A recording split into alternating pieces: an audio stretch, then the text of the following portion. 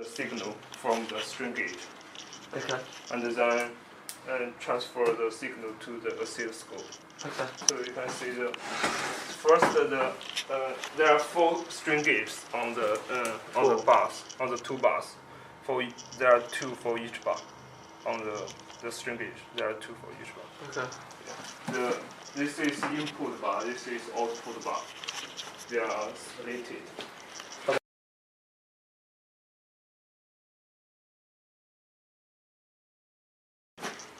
So you can see the 4 string gauge connect down here. Yeah. The 4 channels, and then connected to the oscilloscope.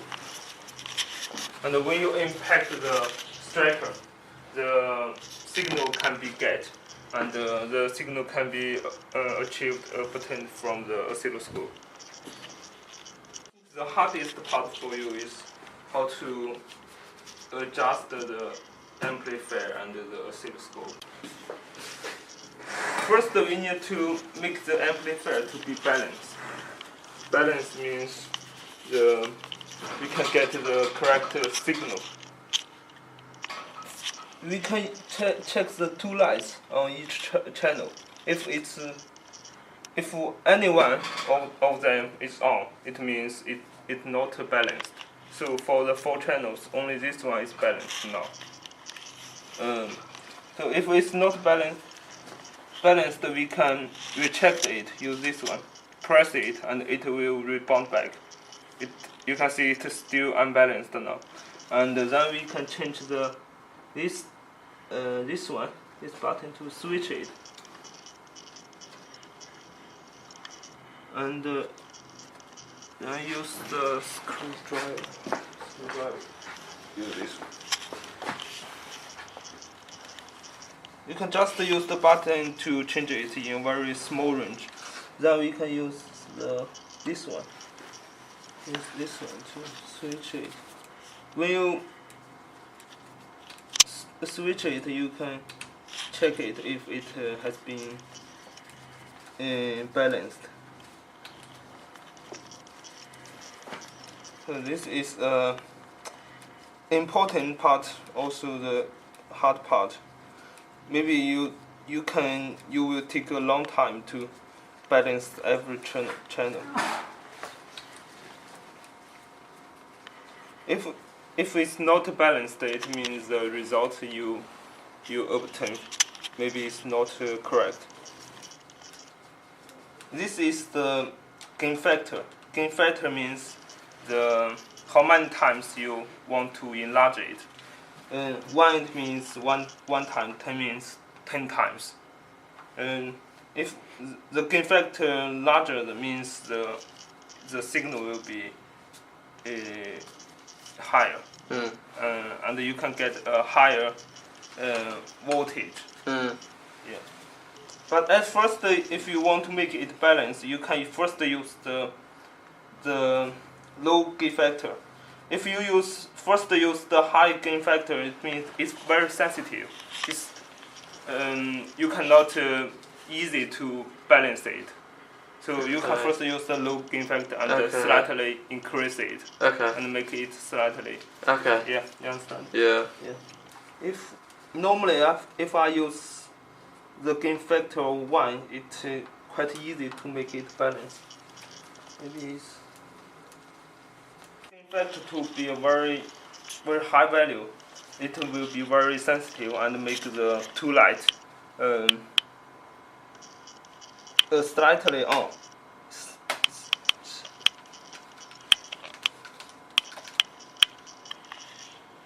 And it's not easy to make it balanced, to make the 2 off. But it doesn't matter. It doesn't matter. It's because it's too sensitive now. The value is too high. This is to change it's also used for changing the gain factor. You can see, you can switch it. This is 1000. If you switch it to 8, it means now it's 8 times 1000. It's 8000 times. Yeah.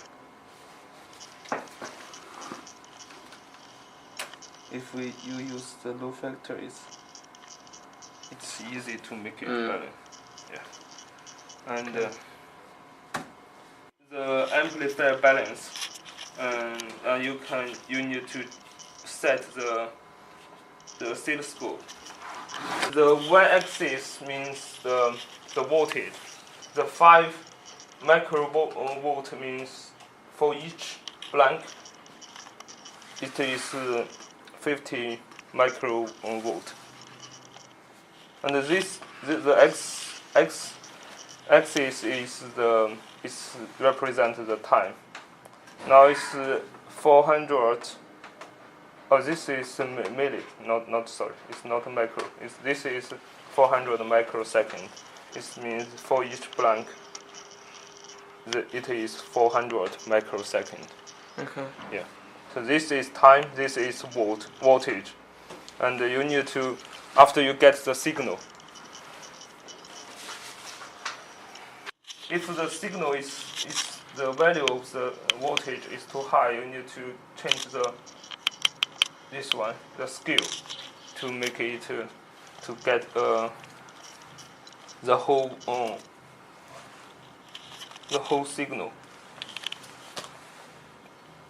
Yeah, and now we just turn 2 channels on, channel 1 and channel 2. This one is used for controlling the channel 1. If you press it, now it is turned off, and now it's turned on. And but we use 4 channels here, so we need to also turn the channel 3 and channel 4 on, right? It's to and make the voltage. See.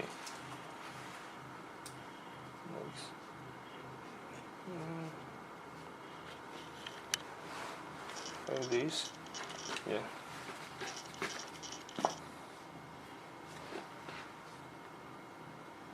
And this is used for, this button used for controlling the time scale. Time scale. Look at it. It will be changed if I switch this one. You can never get the signal. Okay. Yeah, understand. And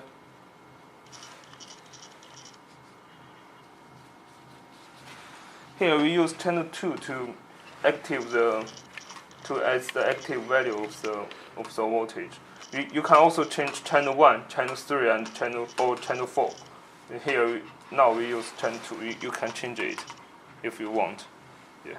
Sometimes you need to change. If you use channel 2, you can, even though the voltage is higher than this value, you still cannot get the signal. You need to change this value or change the signal. Yeah. And after you get a curve, after you get these curves, if you want to enlarge this part, you can use this one to move this part to the middle, and you can see you can move it with this button, and use this one to enlarge it or reduce the range. You can see. Yeah. Yeah. Okay. Cool. Yeah. And this is math. It means it's used for averaging the signal. For example, the average of signal 1 and the signal 2. Yeah. Yeah. You can also use other math, but now it means a half of channel 1 and channel 2, and a half of channel 3 and channel 4. You can set it if you want. You can set it. What's the math? Yeah, you can edit expression. No, it's channel 2 and not a half. It's just channel 1 plus channel 2. It's the total value of these 2 channels. But normally you don't need to use it. Before you fire it, when everything is ready, you need to press the single. single to make it trigger. It means it began to trigger to record the signal after impact. Oh, I remember this value I said just now is the trigger value.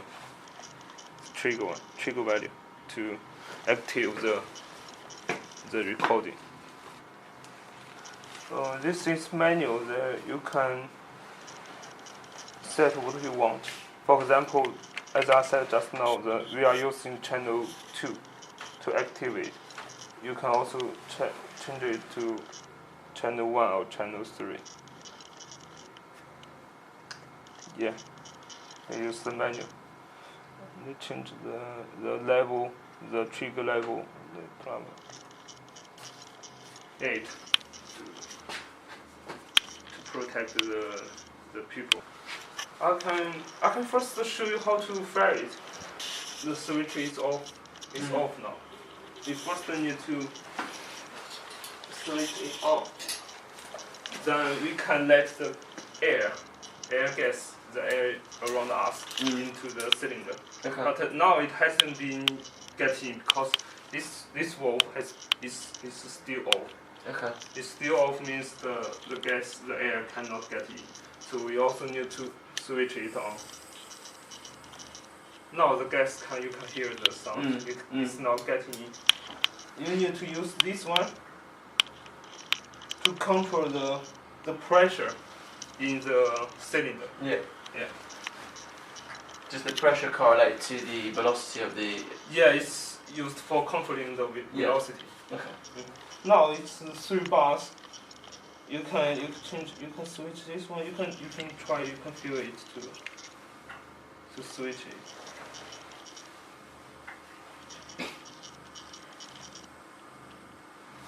And then the offside position is releasing the gas. Yeah, the gas is coming out. Okay. Yeah. When you said, sorry. Do you know how do you know the speed of the impactor? Was that just like gauged from the strain gauge? You want to measure the speed? No. But I was just wondering if there any way of knowing? No, because I don't use this one. Okay. So you can when you test it, you can measure the velocities at different pressure, and you can draw a curve. Okay. Here we cannot measure the velocity of the striker. Yeah. You can use high-speed camera to record the high-speed photographs, and use the software called tracker. Okay. The software called tracker to measure the velocity of the striker. Yeah.